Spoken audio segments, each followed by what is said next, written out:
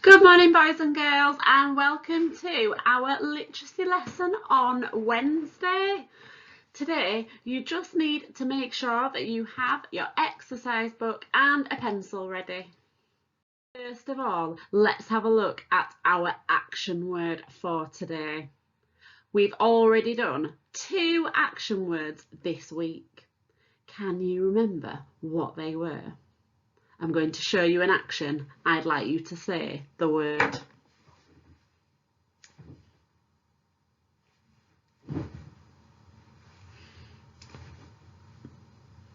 What's the word?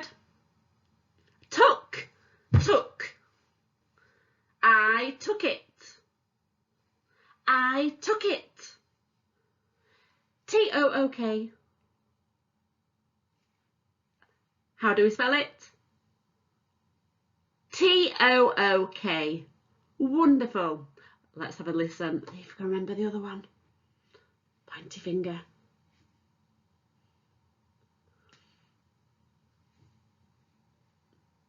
What is the word? Down. Down. Down. Put it down. Put it down. D-O-W-N. D-O-W-N. Amazing. And those are the 2 action words that we have done so far this week. Let's have a look at today's action word. We are going to pretend to be pulling something really incredibly heavy, like a car at the end of a rope. Pretend we've got a rope between our hands and grip onto it, and we go. The word is pull. Pull. I can pull it. I can pull it. I can pull it. Amazing. P-U-L-L. P-U-L-L. I can pull it. Make sure you have a little bit of time practicing our action word for today. I can pull it. P-U-L-L.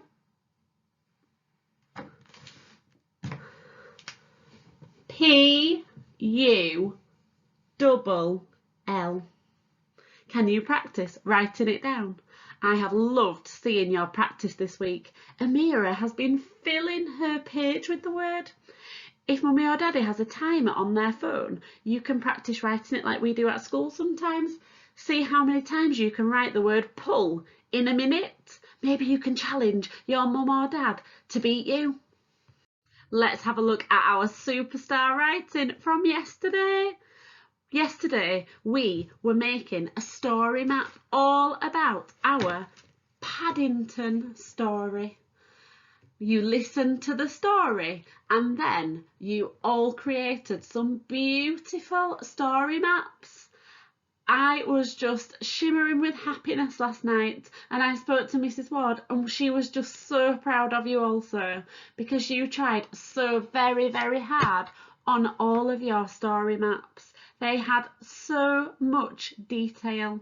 So many of you put words in as well to help explain the story. And some children even talked through their story map on a video and told us all about the story again. Our superstar writer for yesterday was, drumroll, Cole. As you can see, Cole worked incredibly hard on his story map.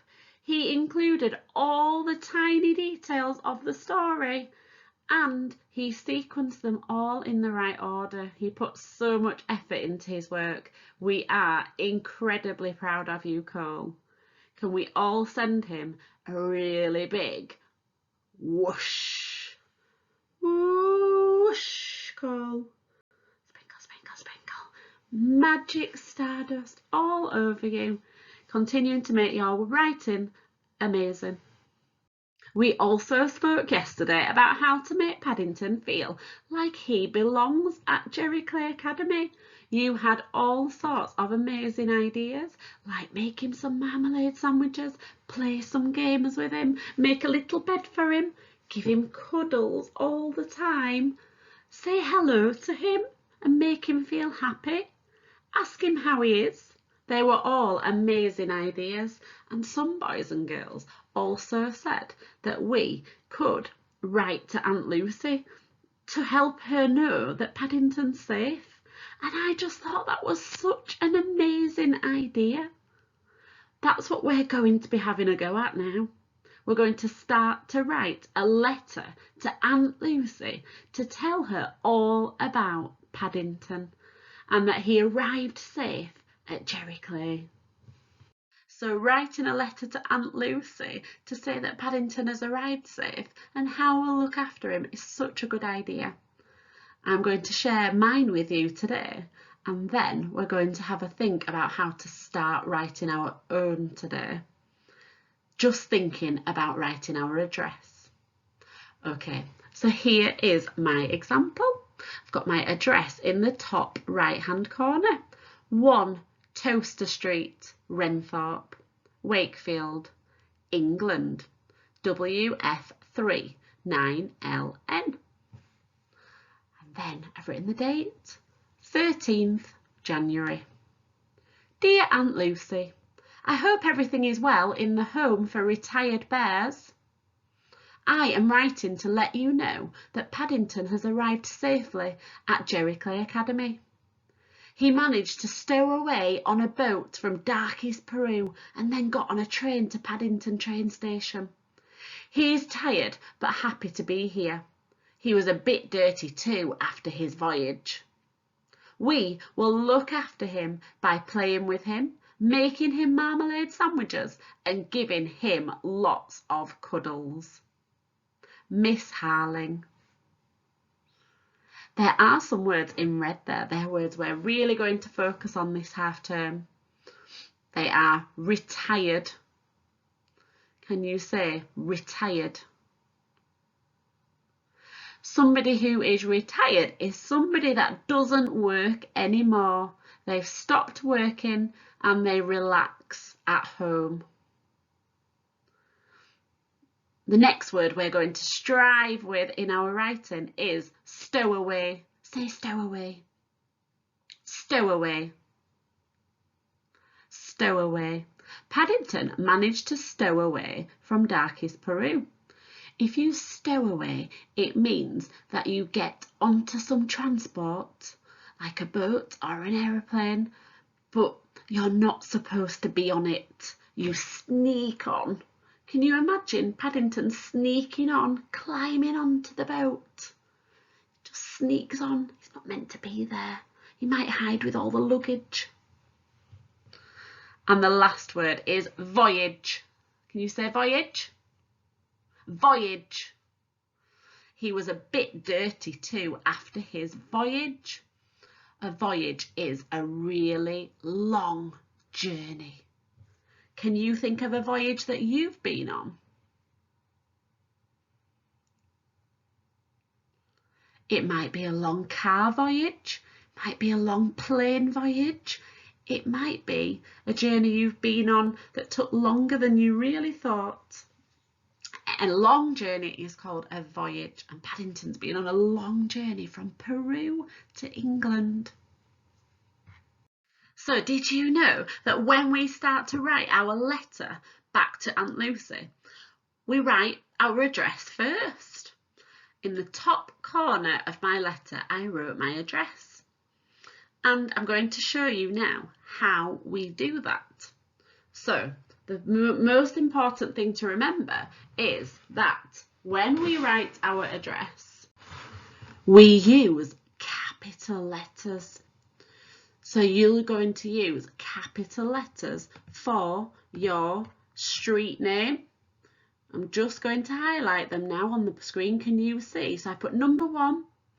You might have to ask your mummy or daddy what your number of your house is. Some of you told me where you belonged yesterday, so you might have already asked what your address is. So you have your number and then your street. So can you see how the names of the street, this says Toaster Street. They have capital letters, don't they? When you're writing your address today, can you make sure that you use capital letters? And then Toaster Street is in Renthorpe. Renthorpe needs a capital letter because it's the name of a place. So just tell yourself, Renthorpe needs a capital letter. Renthorpe is a village and it's in Wakefield. Say Wakefield. Wakefield is the city. So Wakefield, because it's the name of a place, it needs a... Did you say capital letter? Amazing. Needs a capital letter, and you can see that I am just highlighting that there for you, and that goes underneath Renthorpe. So as I'm writing my address, I didn't write it all on one line, I write it underneath. So I put the name of the street, the name of the village, then the name of my city, and then I write the name of my country. Paddington has come from Peru to our country of England. So underneath Wakefield, I write England. And it has a capital E. And finally, underneath that, we have something really special so the postman knows exactly where to take our letter, where he's taken our letter from. And if Aunt Lucy writes back to us, she knows exactly where to send it back to. The postcode is so important. So you will have to ask your mummy or daddy what your postcode is. Now, if you have a look, I'm just going to highlight this in purple. All of my postcode, look, is in capital letters, but there are also some numbers in your postcode. You'll have to ask your mummy and daddy what your postcode is. Now, that goes underneath the name of my country. So your task today is to find out. You might need to go outside to have a look at the number of your door. You might need to walk down your street to find what the name of your street is. But you're going to find out and write down your address, because your address goes at the top of your letter to Aunt Lucy.